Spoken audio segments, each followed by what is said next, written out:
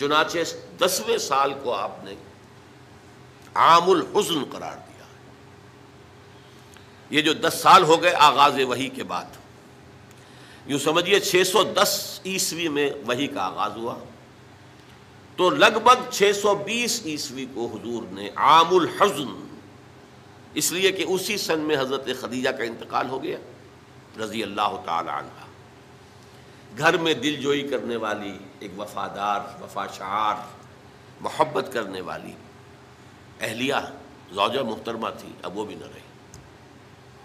ظاہر ہے کہ باہر سے آدمی تقدر لے کر آتا ہے، کسی نے پاگل کہہ دیا ہے، کسی نے مجنون کہہ دیا ہے، کسی نے شاعر کہہ دیا ہے، کسی نے کہہ دیا ہے یہ ہم پر دھونس جماتے ہیں، انہوں نے ایک عجمی غلام کو اپنے گھر کے اندر بند کر رکھا ہے، وہ بڑا عالم و فاضل ہے، تورات اور انجیل کا جاننے والا، اور وہ اس سے ڈکٹیشن لیتے ہیں یاد کر کے، پھر ہم پر آ کر دھونس جماتے ہیں کہ یہ میرے پر وحی آئی.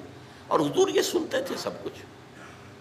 قرآن مجید میں نقشہ کھینچا گیا ہے، آپ کا قلب انتہائی حساس تھا، یہ باتیں سن کر آپ کو رنج اور افسوس ہوتا تھا. وَلَقَدْ نَعْلَمُ أَنَّكَ يَضِيقُ صَدْرُكَ بِمَا يَقُولُونَ. اے نبی ہمیں خوب معلوم ہے، اللہ تعالیٰ فرما رہے ہیں، دل جوئی کے لیے فرما رہے ہیں، ہمیں خوب معلوم ہے کہ جو کچھ یہ لوگ کہہ رہے ہیں اس سے آپ کا سینہ بھینچتا ہے، تکدر پیدا ہوتا ہے، رنج ہوتا ہے، غم ہوتا ہے، افسوس ہوتا ہے. یہی وہ لوگ تھے جو میری راہ میں اپنی آنکھیں بچھاتے تھے، یہی وہ لوگ ہیں جو الصادق الامین کا خطاب مجھے دیتے تھے، جو مجھ سے انتہائی محبت کرنے والے لوگ.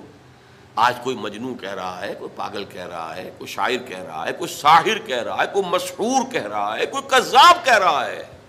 نقل کفر کفر نہ باش، ساحر کذاب الفاظ قرآن مجید میں آئے. یہ سب کچھ آپ سن کر گھر پر آتے تھے تو گھر پہ کوئی تسلی دینے والی تھی نہ ایک، لیکن اب وہ بھی نہ رہی. آپ کو معلوم ہے یہ واقعات بڑے اہم ہیں سیرت النبی کے. جب پہلی وحی آئی ہے اور حضور کے اوپر ایک دہشت کی کیفیت طاری تھی، عالم بشریت کا پہلا ہوا تھا معاملہ عالم ملکیت کے ساتھ. جبرائیل سے پہلی ملاقات غار حرا میں، اس کی طبیعت کے اوپر طبعاً جو ہے ایک دہشت تھی. آئے ہیں تو کانپ رہے تھے، پھر بخار چڑھ گیا ہے. اس میں کہا ہے آپ نے خشیت علی نفسی، خشیت علی نفسی، خشیت علی نفسی، مجھے اپنی جان کا اندیشہ ہے. یہ کیا صورتحال ہے، یہ کیا ذمہ داری ہے جو مجھ پر آ گئی ہے. تو وہی تھی، وہی غمخوار بھی تھی، وہی ہمت بندھانے والی بھی تھی، وہی ہے جس نے پہلے تو یہ کہا اللہ آپ کو ضائع نہیں کرے گا، آپ فکر نہ کریں، آپ تو یتیموں کی سرپرستی کرتے ہیں، بیواؤں کی خبرگیری کرتے ہیں، آپ بھوکوں کو کھانا کھلاتے ہیں، غریبوں کی جو ہے خدمت کرتے ہیں، اللہ آپ کو ضائع نہیں کرے گا. اور اس ضمن میں مجھے ایک واقعہ یاد آ رہا ہے. یہ واقعہ امام راضی نے نقل کیا اپنی تفسیر کبیر میں، اور یہ ہے آغاز وحی سے قبل کا واقعہ. کیونکہ حضور کی زندگی میں یہ جو دن آئے تھے 25 برس کی عمر سے لے کے 40 برس کی عمر تک، 25 برس کی عمر تک کی آپ کی زندگی بڑی مشقت کی زندگی رہی، بڑی محنت کی زندگی رہی، افلاس کی زندگی رہی، تنگ دستی کی زندگی رہی. عین بچپن میں آپ بھیڑیں بکریاں چراتے رہے، علی قراغیت، چند ٹکوں کے عوض. یہ حضور کے اپنے الفاظ ہیں، میں چند ٹکوں کے معاوضے میں اب بھیڑیں بکریاں چراتا تھا. پھر آپ ذرا بڑے ہوئے، اس لیے کہ ابو طالب جو ہے وہ بہت ہی مفلس انسان تھے. سرپرستی تو وہ کر رہے تھے، لیکن واقعہ یہ ہے کہ پرورش کی ہے محمد رسول اللہ نے خاندان ابو طالب کی، اپنی مزدوری سے، اپنی محنت سے، اپنی مشقت سے. پھر آپ نے تجارت کرنی شروع کی ملازمت کی شکل میں. تو یہ سخت دن تھے. وَوَجَدَكَ عَائِلًا فَأَغْنَىٰ، پایا اللہ نے آپ کو کہ آپ تنگ دست ہیں تو اللہ نے غنی کر دیا. غنی کس طور سے کیا؟ حضرت خدیجہ سے شادی ہوئی 25 برس کی عمر میں، جو عرب کی متمول ترین خاتون، ان کی اپنی فرمائش پر یہ شادی ہوئی، انتہائی محبت کرنے والی. تو واقعہ میں آپ کو سنا رہا تھا کہ اس زمانے میں یہ 25 برس سے لے کر اور 40 برس کی عمر شریف کے مابین کبھی یہ واقعہ پیش آیا ہے کہ حضور ایک دفعہ کہیں نکل گئے مکے سے باہر. مختلف وادیاں ہیں، پہاڑ ہیں، پہاڑوں کے مابین وادیاں. ایک وادی میں آپ نے دیکھا کوئی قبیلہ آ کر پڑاؤ ڈالے ہوئے ہے، انتہائی مفلوق الحال، بھوک کی وجہ سے جسم سوکھ کر کانٹے ہوئے ہیں، تن پر کپڑے نہیں ہیں. حالت دیکھ کر آپ آئے، انتہائی ملول اور غمگین ہو کر گھر میں آ کر چادر لے کر لیٹ گئے. اب پوچھا حضرت خدیجہ نے کیا ماجرا ہے، کیا معاملہ ہے؟ آپ نے فرمایا میں گیا تھا باہر فلاں وادی میں، میں نے یہ دیکھا فلاں گھاٹی میں ایک قبیلہ ہے، پڑاؤ ڈالے ہوئے ہیں اور یہ حال ہے. حضرت خدیجہ اور فرمانے لگے کہ میرے پاس دولت نہیں ہے کہ میں ان کے لیے مدد کر سکوں. سرمایہ تو حضرت خدیجہ کا تھا نا، آپ کی اپنی ذاتی دولت تو نہیں تھی. اس پر حضرت خدیجہ نے فرمایا اچھا آپ جائیے اور بڑے بڑے قریش کے چند سرداروں کے نام لیے کہ ان کو بلا لائیے. حضور گئے، وہ سب آ گئے. اتنی دیر میں اتنا بڑا ڈھیر اشرفیوں کا حضرت خدیجہ نے لگا دیا کہ جب حضور آ کر بیٹھے تو اس کے پیچھے چھپ گئے.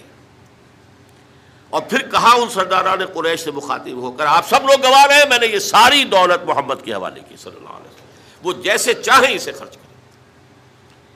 تو ایسی بیوی جس نے ساتھ دیا. میں اگر اس موضوع پر چونکہ میرے کچھ خاص احساسات ہیں اس میں وہ بیان کروں گا تو پھر بہت وقت نکل جائے گا کہ حضرت خدیجہ رضی اللہ تعالیٰ عنہ کا کیا مقام تھا جسے ہم میں سے اکثر نہیں جانتے. ہمارے ہاں تو جیسے ہے گرفتار ابو بکر و علی ہوشیار باش، یا ابو بکر کی فضیلت رضی اللہ تعالیٰ عنہ اہل سنت کے نزدیک یا اہل تشیع کے حضرت علی کی فضیلت اسی میں ہے، گرفتار ہے، اسی میں جھگڑا ہے. اسی طرح عائشہ اور فاطمہ کا جھگڑا ہے. ایک گروہ ہے کہ جو حضرت عائشہ رضی اللہ تعالیٰ عنہ کو بہت بلند کرتا ہے، اونچا رکھتا ہے. دوسرا گروہ ہے جو حضرت فاطمہ رضی اللہ تعالیٰ عنہ. لیکن یہ کہ حضرت خدیجہ الکبریٰ کا ذکر نہیں ملتا، بہت کم ملتا. بلکہ میں نے جب ابھی شاید 2-3 سال ہوئے ہیں جب میں گیا تھا ایران، اور وہاں کے اچھے مشاہدات میں سے تہران کے ایک یہ بھی تھا کہ انہوں نے خالص خواتین کی یونیورسٹی قائم کی ہے. اس کا نام رکھا الجامعۃ الزہراء. حضرت فاطمہ رضی اللہ تعالی عنہا کے نام پر انہوں نے یونیورسٹی قائم کی. تو جب ایک ملاقات میں ان کا وہ ٹاپ کا سٹاف وغیرہ جمع تھا یونیورسٹی کا، میں نے کہا کاش آپ نے اس کا نام جامعۃ الخدیجۃ الکبریٰ رکھا ہوتا تو چونکے. میں نے کہا دیکھیے یہ سنیوں اور شیعوں کے مابین مدرسۃ العائشہ للبنات، یعنی جو بھی کوئی رکھے گا یہاں پہ مدرسہ بنائے گا سنیوں میں سے، خاص طور پر اہل حدیث جنہیں عرف عام میں وہابی کہتے ہیں، وہ حضرت عائشہ کے نام پر مدرسہ بنائیں گے. بچیوں کے لیے مدرسہ حضرت عائشہ کے نام پر. شیعہ ہوں گے تو حضرت فاطمہ زہرا کے نام پر. لیکن حضرت فاطمہ کی والدہ حضرت خدیجہ جو الصدیقۃ الکبریٰ ہیں، ان کے نام کے ساتھ کبریٰ اس لیے جمع ہوا ہے. صدیق اکبر، الصدیق الاکبر ہیں حضرت ابو بکر رضی اللہ تعالیٰ عنہ. الصدیقۃ الکبریٰ جیسے حضرت مریم کے بارے میں آتا ہے قرآن میں کان امہ صدیقہ، تو اس امت کی الصدیقۃ الکبریٰ حضرت خدیجہ رضی اللہ تعالیٰ عنہا. اور ایک بات راز کی ہے جو میں کہہ رہا ہوں، عام طور پر عام خطابات میں یہ باتیں نہیں کہی جاتی. مجھے تو محسوس ایسا ہوتا ہے کہ اللہ تعالیٰ نے حضرت خدیجہ کی ذات میں حضور کو صرف بیوی کی وفاداری اور وفا شعاری اور محبت نہیں دی ہے، والدہ کی شفقت بھی دی ہے. حضور محروم ہوئے بہت ارلی عمر میں، والد کو تو دیکھا ہی نہیں، والدہ کی شفقت سے بھی بہت جلد محروم ہوئے. عمر کا فرق اتنا تھا، 25 اور 40 اندازہ کیجیے. اور آپ کو معلوم ہے میری نانی میرے بڑے ماموں سے 13 برس بڑی تھی. 13 برس میں ان کی ولادت ہو گئی تھی، اور عرب کا معاملہ تو اور گرم ماحول کا تھا. تو کیا 15 برس کی عمر میں حضرت خدیجہ کی اولاد نہیں ہو سکتی تھی؟ اگر وہ ہوتی تو کیا وہ حضرت عمر حضور کی ہم عمر نہ ہوتی؟ اس حوالے سے دیکھیے. چنانچہ ایک واقعہ میں آپ کو اور سنا دوں. ایک مرتبہ حضور صلی اللہ علیہ وسلم اسی طرح جو بھی نیا تجربہ تھا عالم ملکیت اور عالم بشریت کے درمیان اتصال کا، اور جس کی وجہ سے ایک خوف کی سی کیفیت، ایک تشویش کا سا انداز.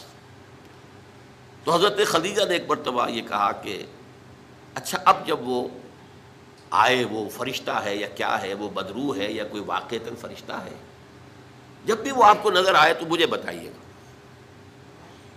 حضرت جبرائیل آئے حضور نے فرمایا وہ آ گیا۔ اب ذرا نوٹ کیجئے، حضرت خدیجہ نے اپنے بال کھول دیے، اپنی آغوش میں حضور کو لے لیا اور پوچھا کہ کیا اب بھی نظر آ رہا ہے؟ آپ نے فرمایا نہیں۔ فرمایا یقیناً یہ فرشتہ ہے، یہ کوئی بدروح نہیں ہے، فرشتہ ہے جس نے حیا کی ہے۔ اگر کوئی بدروح ہوتی تو لذت لیتی، وہ غائب نہ ہوتی۔ اب آپ اندازہ کیجئے عظمت فکر، سوچ کا، آپ کے فکر کا، شعور کی بلندی کا۔